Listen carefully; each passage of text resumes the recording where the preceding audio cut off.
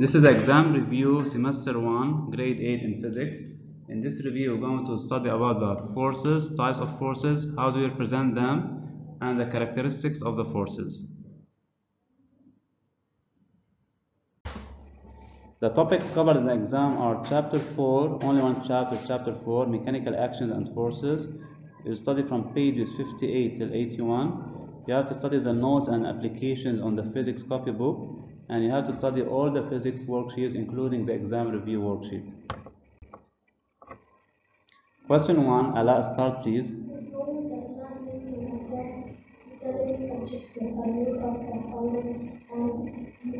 Nigel.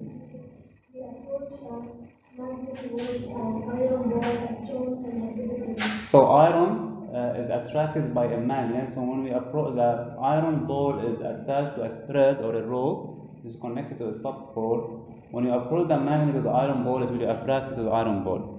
The first question in part A, name the forces exerted by the magnet on the. Name the force. Yes, you have one force only. Sorry. So the magnet will exert a magnetic force. Let's give it a symbol as F vector. So this is the magnetic force. Thank you, Ala. Selena, part B. Give the type of this force. What is the type of the magnetic force, Selena? Yes, it's a force acting at a distance. Since it's not in contact with the metallic ball, with the iron ball, so it's acting at a distance. Okay?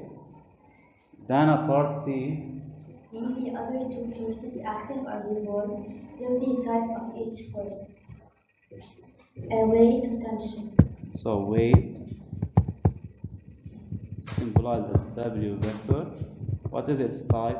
At a distance. Yes, at a distance.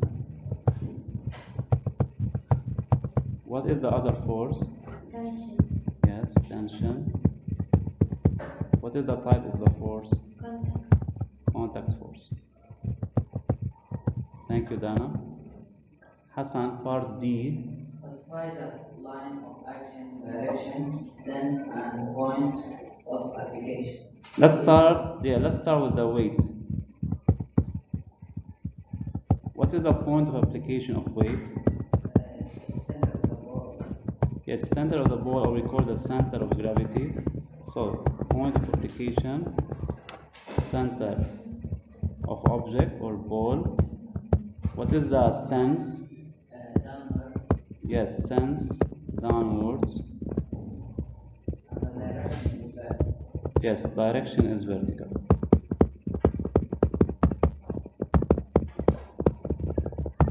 Thank you, Hassan. Ali, the other force, tension. Tension, the point of application, tension, point of application, where the rubber is connected with the ball. Yeah, this is it. So where the row is connected to the ball is the point of application. Sense, upward to the right. Upward to the left. Yes, sense is upward to the left. Direction is Yes, direction will be. Thank you. Badia, last one, E, represent the three forces diagram without using a scale. Can you do this on the board, please?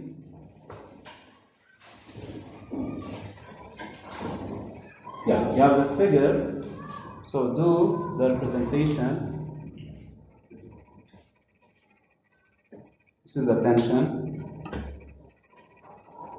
Good. So tension is along the row. Okay, it's like this. Well, yes, weight is from the center of the ball downward. And the last one, which one is the, yes, magnetic force is directed toward the magnet. Thank you, Badia, very good. Question 2, represent the forces that have the following characteristics. Given scale 1 cm is 2 Newton. This scale is for all cases A, B, C, and D. The A, F1 vector is at A, horizontal to the left, so that F1 equal 10 Newton. The first step, we calculate the length of the force. 1 centimeter is 2 Newton. So we do it like this. The force is 10 Newton. So the length will be is 10 times 1 over 2, we get 5 centimeters. So we draw a force starting from A, this is the point of application A, and it should be directed to the left, okay, and it has a length of 5 centimeters.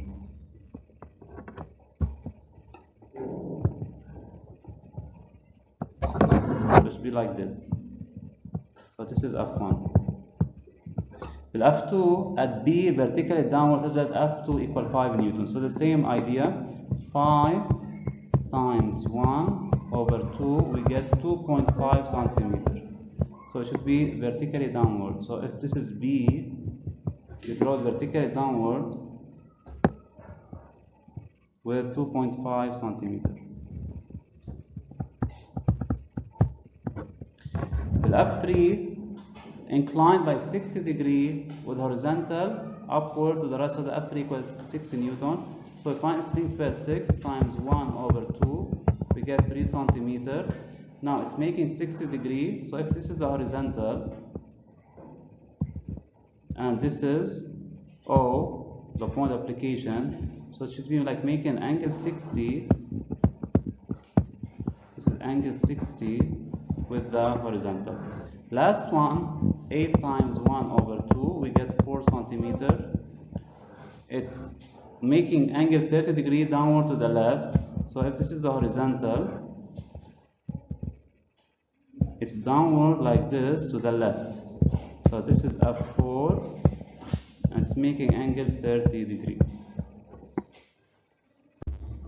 Question 3, the table below shows the variation of the weight as a function of the mass of solid S, mass in kilogram or weight in Newton. Represent the above table in a graph. Now, when it says as a function, it means the part that comes after is on the horizontal. So this is on the horizontal. So the weight should be on the vertical. So this is what we're going to do, okay? So we have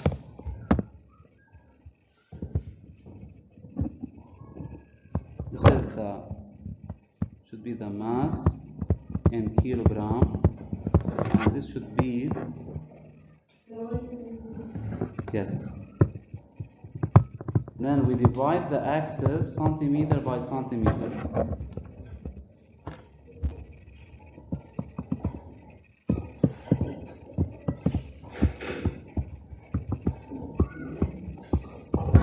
Same for the weight.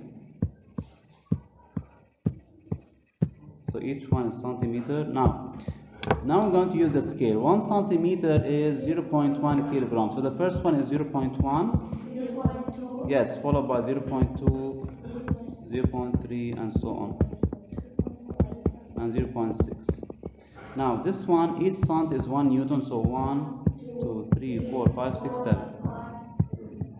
Now we're going to start using the table. The first point is 0.2 and 2. So this is the first point. Second one is 0.3. Third one 0.4 to 4. 0.5 to 6. And the last one 6 to 0.6. And you get a straight line passing through the all points, okay? So this is how we present a graph. Part B, complete the table below. What can you conclude? So if you notice, you have the ratio, which is we need to divide the weight by the mass. So 2 divided by 0.2, we get 10. 3 divided by 0.3, what do we get? Also 10. 4 divided by 0.4, we also get 10. 5 divided by 0.5, and last one 6 divided by 0.6, we get 10. So what do we conclude? Badia, what do you conclude, Badia? That the answer is obviously. Yes, we have always the same ratio. It's not changing.